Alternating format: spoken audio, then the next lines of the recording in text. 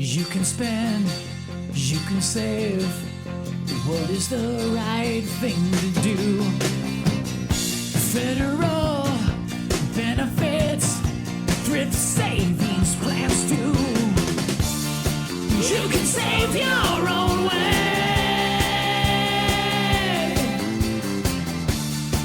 with help from Micah and Tammy. You can save your own way. Save your own way.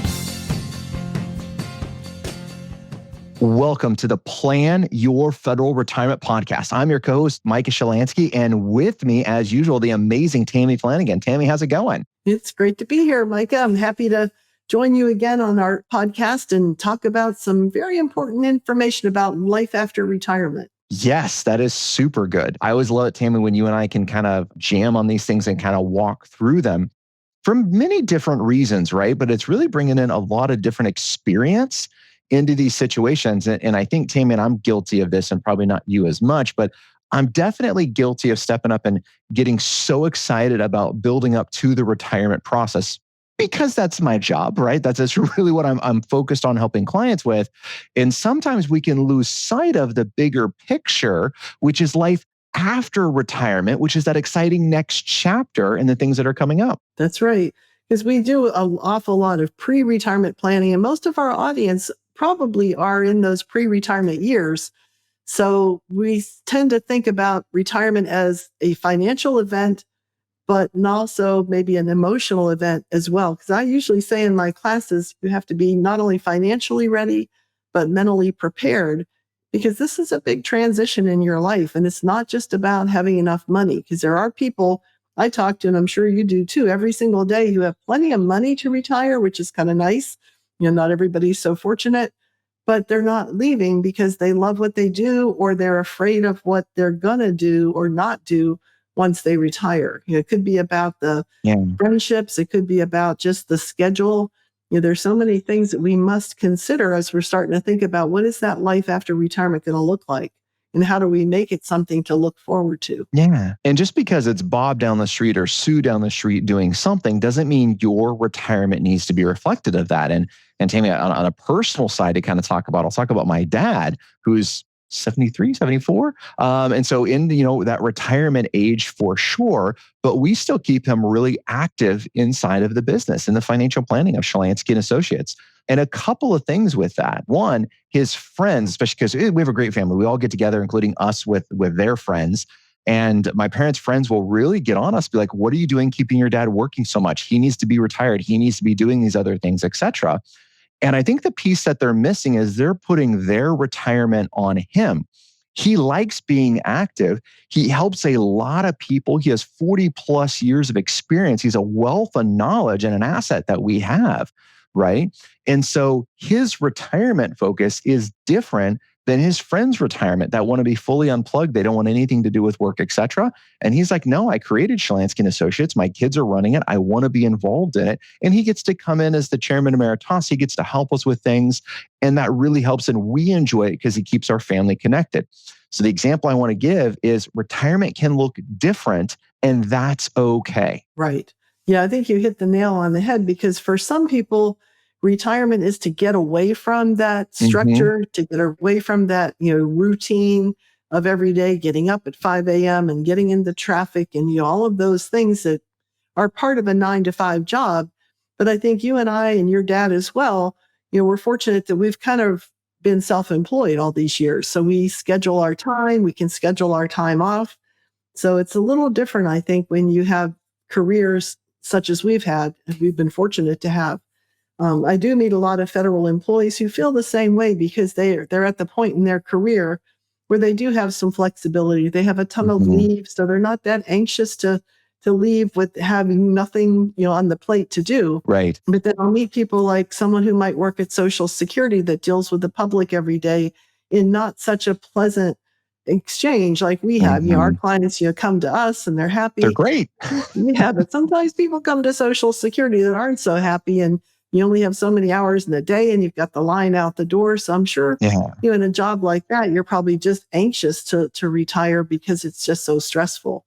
So yeah, it's different the way you come out of government as far as what that next phase is going to look like, whether it's still continuing to keep your foot in the door or whether it's going to be, let's do something Yes. totally different and just relax. Let's find a way to really have some fun in this next chapter of our life. Yeah, Tammy, and I love it. You nailed it, right? It's about what do you want to focus on? And I think both of us would agree, you need some type of plan. What I don't want to see is I'm just going to, sleep in and watch television. Okay, that's a path to death, right? You're going to, that's not what we want. We want an active retirement, and that activity can look a little bit different. Now, Tammy, I know we got some good things we want to talk about on that, but we have a heavy topic we need to talk about we don't want to end on. So maybe we mess up our timeline a little bit and we jump a little bit closer to the end of the timeline kind of things. Let's talk about some caregiving things that come up that we need to have in our plan. Is that okay? Absolutely, because it is an important topic and we have so many people. You've had this in your family. I have it in mine as well.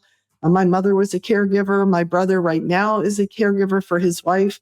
And so in many of our lives, you're not going to be alone if you find yourself in this situation where someone needs your help, someone needs assistance or supervision.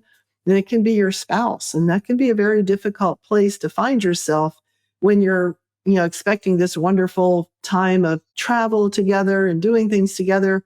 And then there's an illness or there's dementia or other things that can really put a cramp in that lifestyle. And you have to really pivot and change gears to figure out what's this going to look like as a caregiver and how do I get over the guilt of, still enjoying life while my spouse might be suffering. I think that's a great question, right? And these are things that we need to talk about in advance, and we need to kind of come up with a plan for it, because caregiver guilt is a very real thing. And where we see this is a lot less in the professional sense of professional caregivers, nurses, long-term care homes, et cetera, right? Because it's their job and they come in. The caregiver guilt that I see is from a loved one. It is from a spouse, a child, or a parent, right? Those are kind of the three categories that I mainly see it, and where they're providing care and they don't allow anyone else in. Micah, no one's going to do as good a job as I'm going to do. No one's going to care like I care. No one's going to look for these things like I look for these things. And you know what? You're right. Yeah, you are right. But it's okay. It's okay. But Tammy, that's right. It's okay, right? Sometimes we have to step down for what's acceptable and not what's ideal. And that sounds easy when it's someone else, but that's really hard when we have to make that decision that affects our family members. That's right. And you're right to have that conversation, because you want to make sure that you've told that loved one, like, if something happens to me, don't do like my dad did. And he said, just shoot me. I was like, we're not going to shoot you. So, but he said, well, the VA will take care of me. Well, the VA didn't take care of him because, he only had 4 years of but he had 4 years of active duty. They were full. The beds were taken by disabled vets, by military retirees. So there's an order of precedence, and there just wasn't a bed available. So we had to make other plans. And it was difficult for my mom to make that decision. But I have to tell you, once it was all said and done, in the weeks following that, it's like this big weight was lifted off of her. And I don't think she expected to feel relief. I think she expected to feel horrible. And she really didn't. She got her life back. She was able to visit him every day and spend time with him, but yet have much more of her life to herself. And most importantly, she could sleep all night without worrying about him getting up or wandering, out of the house or whatever else he might have been doing. So there's a lot of guilt and there's a lot of conversation that needs to happen ahead of time, just to be sure. So Tammy, I haven't found a magic pill or even heard about one that's going to eradicate that guilt, right? Where you don't have it. But there's things that you can do in advance to set up for it where you have less of it. And so one of those things is having a really in-depth conversation with your spouse, with your loved ones, with your parents, right? About what's the plan. And, when someone makes a joking comment that says, oh, put me on a glacier, right? That's the Alaska thing. It's not shoot us, it's put me on an iceberg, Micah. It's like, okay, well, that's illegal, right? So we're definitely not going for that one. But it's like, okay, that's kind of a funny joking comment, but that doesn't solve the problem. And we got to take some adulting here and some responsibility and say that you're not doing your care plan for you, you're doing it for your loved ones, because that's the condition you're going to put them in. Yep. And it can be emotional, but it can also be financial. Yeah. So, one of the things that we did, and I think a lot of people are thinking about this today, is to buy that long-term care insurance. So it is less of a financial burden, but that doesn't solve the problem on the emotional side because it's still something you're very hesitant to do as a family caregiver. Attention all federal employees. Are you ready to unlock the full potential of your federal benefits? Join us for an unparalleled one-day event that's designed exclusively for you. We are presenting you the in-person federal benefits class, your comprehensive guide to understanding and maximizing your benefits. Whether you're just starting your federal career or preparing for retirement, this event is tailored to meet your needs.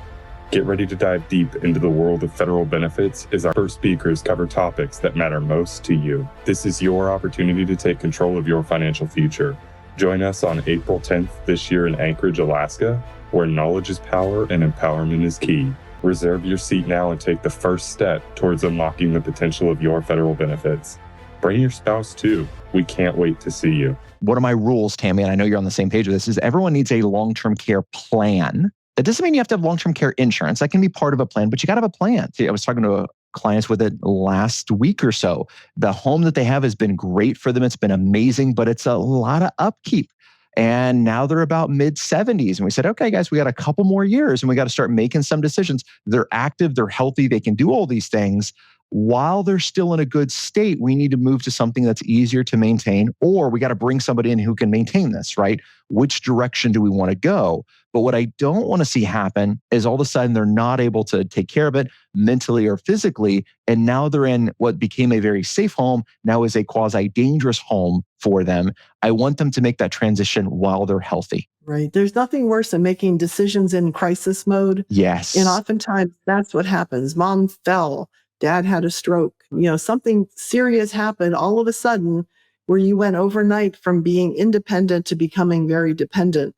And it's not going to get better. So like you said, Micah, making some plans ahead of time, talking it over, put it in writing. I like what you wrote before we started today. So put that down in writing so that I can look at that and see, oh yeah, you did say that's okay with you. I'm not to feel guilty, even though maybe I do. But I think those are all things we can do to help make peace with the circumstances and try to figure out ways to accept what's happening and make the best of it. I hate to say make the best of it, but you have to look on the bright side.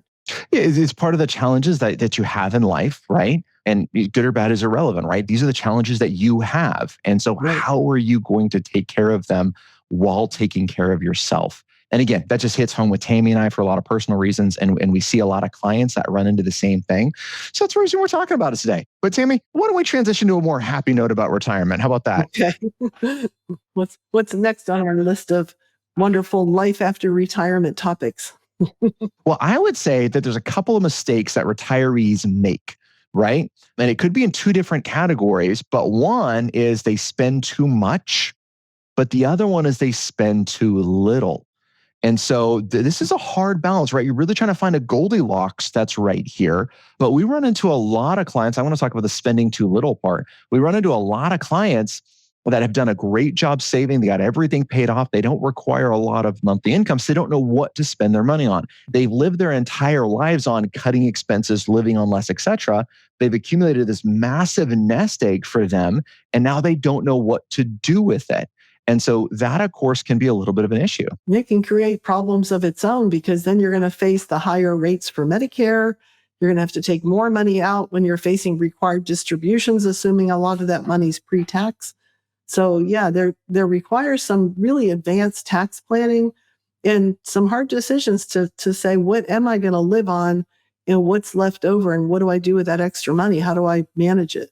So that's probably a big challenge for a lot of your clients, I would imagine, because I know I get clients who have plenty of money to retire and probably more than what they really need to live comfortably on. So you have to make some decisions there as well. Amen. So one of the things that we always talk to clients about, especially if they're not spending enough, right? Now, what do I define as spending enough? They have enough money to take care of the husband and wife, right? For the rest of their lives. That's what we're solving for. How much cash flow do they need? Are they taken care of, right?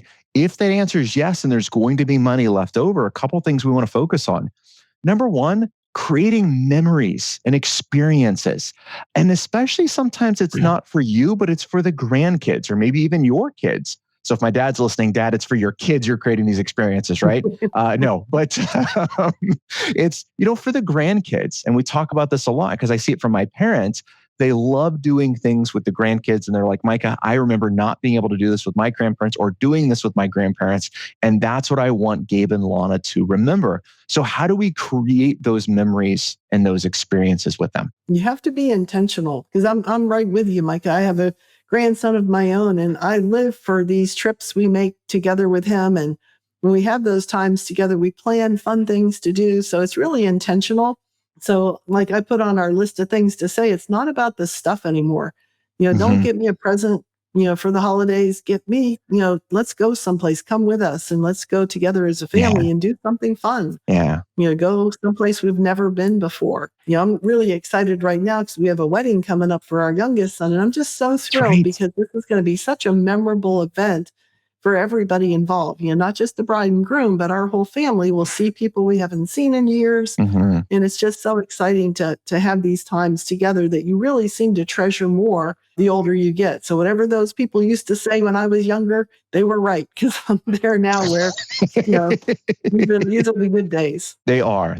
Tammy, I probably told you this, but we have a family-wide chat text message thread, and we call it the herd. And we jokingly say we're like a traveling circus, right? Whenever we're like traveling together, we should have carnival music going on, because it's always something that's taking place that's not efficient or effective, but it creates so many memories. So that's what we encourage our clients to do. How do you create memories? Now, memories can be personal in your family. The other thing is charitable. How do we make this world a better place? And I got a lot of clients that I'm talking to that are doing good things. They're making the memories. There's still money left over. And we're talking about, great, how much can we spend safely to make the world a better place? Number one.